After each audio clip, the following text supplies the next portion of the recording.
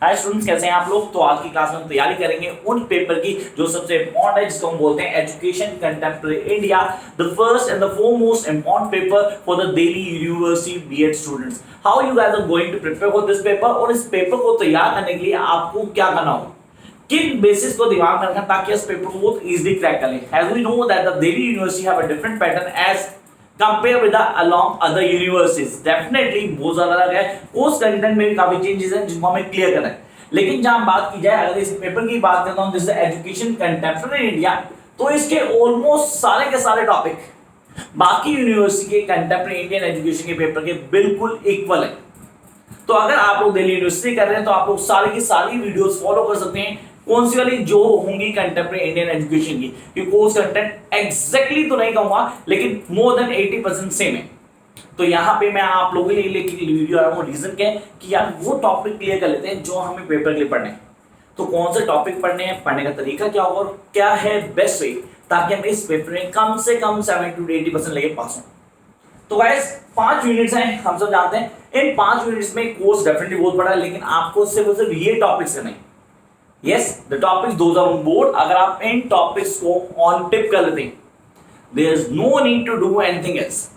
सिर्फ और सिर्फ इन टॉपिक्स को ऑन टिप करना है आपने कहा सर इन टॉपिक्स को कैसे पढ़ना है, पढ़ने का तरीका क्या होगा और इनके आंसर्स अगर इनको समझना हो तो कहाँ मिलेंगे। तो चैनल पे पहली बार आए होंगे, डेफिनेटली दिल्ली यूनिवर्सिटी के स्टूडेंट तो चैनल पे पहली बार आए होंगे। अगर पहली बार आए तो गाइस डोंट वरी, आपने क्या करना है, सिर्फ चैनल को सब्सक्राइब करना है। You can found out all these answers, ये सारे के सारे आंसर इन फॉर्म वीडियोस आपको इसी चैनल में मिलेंगे, क्लासेस ऑफ लर्निंग। तो उसके लिए चैनल को सब्सक्राइब करो, नोटिफिकेशन बटन की जो घंटी दिख रही है उसको प्रेस करो, ताकि आप सारी वीडियोस की नोटिफिकेशन मिल पाए और आप सारी चीजें बहुत इजीली कर पाओ। वीडियो अच्छी लगे तो लाइक जरूर करना। And let's start the class, and those who are waiting start can follow me on class Rahul. Here the first unit we are having. अभी पहली यूनिट है क्या, द कॉन्स्टिट्यूशन कंटेंट। अब जब कॉन्स्टिट्यूशन कंटेंट की बात करें तो एक क्वेश्चन पहले दिमाग में रखते हैं, 100% पेपर में वाला है। What are the constitutional provisions of education in Indian Constitution? तो मैंने बोला sir it is the educational provisions in Indian constitutions. What are the education provisions in Indian Constitution? ये क्वेश्चन कंफर्म पेपर में आता है। तो पहला टॉपिक आ गया एजुकेशन प्रोविजन इंडियन कॉन्स्टिट्यूशन। ये आपको ऑन टिप होना चाहिए। अब सर इसमें क्या क्या होता है, क्या प्रोविजंस है, कौन कौन से सेक्शन याद करने पड़ेंगे, उनको कैसे करना है, डिटेल वीडियो है, आप तसल्ली से पूरी वीडियो देख सकते हैं। Jump to the next part, that is really important, education in concurrent list. अब ये हम सब जानते हैं कि we do have the concurrent list and state list और द यूनिट टेरिटरी अलग पार्ट्स होते हैं। तो जो जो एजुकेशनल प्रोविजन दिए हैं कॉन्करेंट लिस्ट में, वो आपको ऑन टिप होना चाहिए। And then come to the last point, पर ये पेपर में 100% मिलेगा, this RTE, right to have education 2010 act. ये आप लोगों को बहुत अच्छे से क्लियर करना है कि ये पेपर में कंफर्म आना है, तो हमें इसको करने करना है। तो कुछ टॉपिक्स अगर दिमाग में आते हैं कि यार ये टॉपिक है हमारे पास, इनको कैसे करेंगे, करने का क्या तरीका होगा, and what be the best way to do this. तो फर्स्ट हमने क्या बोला सर, हमने बोला यूनिट 1 के अंदर हमारे पास आगे 3 टॉपिक्स जो हमें करने हैं, that is education provision Indian constitution, second education in concurrent list, and the third RT, right to have education 2010 act. So this is come under the segment of the constitution content. Jump to the part 2, that is unit number 2, the social content of education policies. What is social content? पहले clear था society से जुड़ा हो, तो यहाँ social content की बात की, सोसाइटी रिलेटेड क्या चीजें, किन चीजों को फॉलो करना, पूरे प्लान को समझते हैं। सबसे पहले तो आगे चैलेंजेस टू एजुकेशन। अब एक चैलेंजेस में क्या आता है सर, सबसे पहले कॉन्सेप्ट करेंगे चाइल्ड लेबर की बात करेंगे, और child labour, child marriage. Sir कहीं ना कहीं ये तो सोशल कॉजेज हो गए, जिनको होते हैं social troubles, the problems that the society is facing. इसका एजुकेशन से क्या लेना है, बहुत बड़ा रोल है यार। अगर आप इन चीजों को फॉलो करेंगे तो एजुकेशन बहुत बड़ी इंस्टीट्यूशन है, तो इनको वाइप आउट करने के लिए हमें इन पॉइंट्स को क्लियर करना है।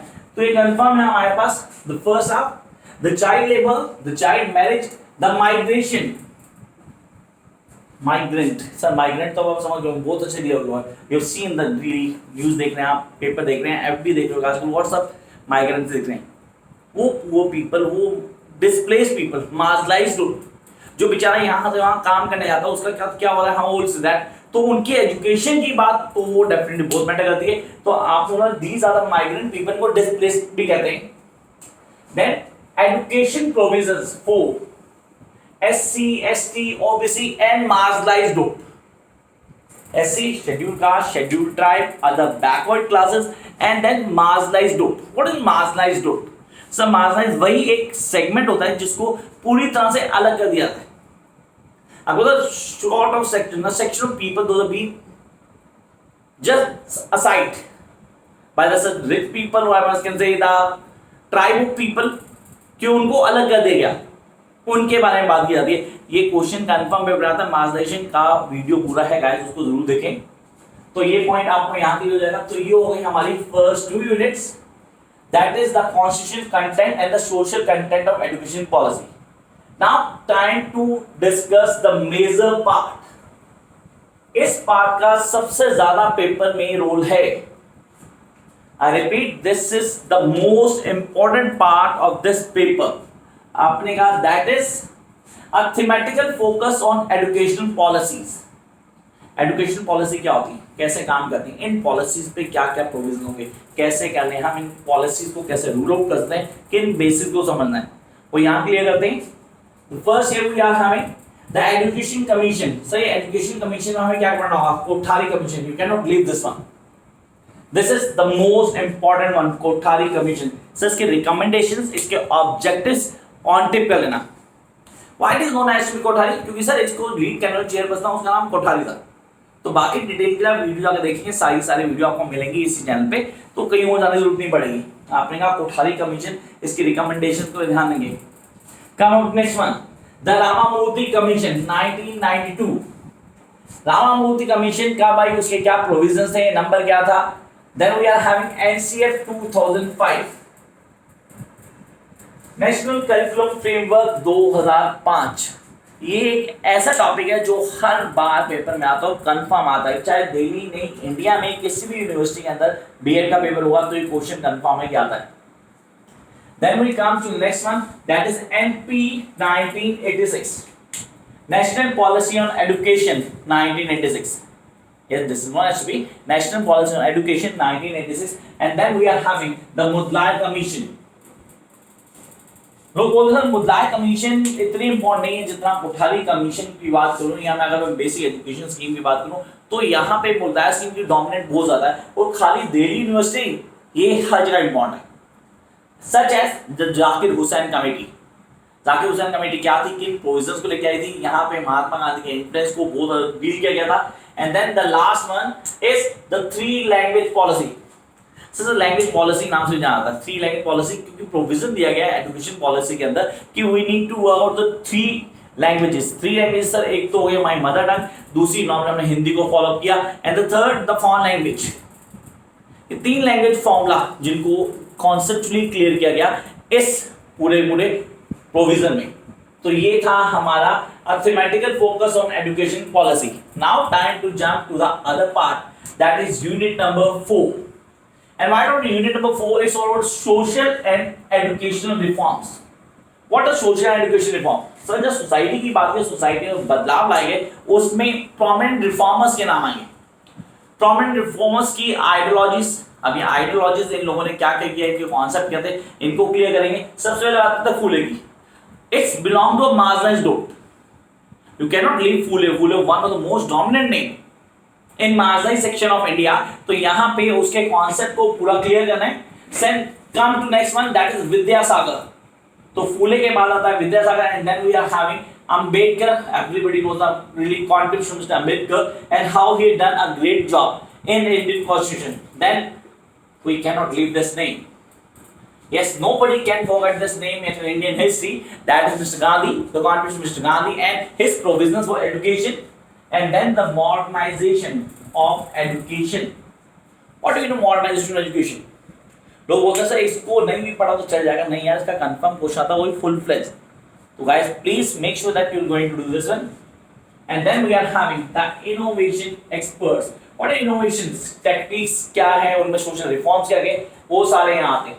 And then the last, yeah, it's time to discuss the last unit, that is the system and its structure। What is system? Schools in India.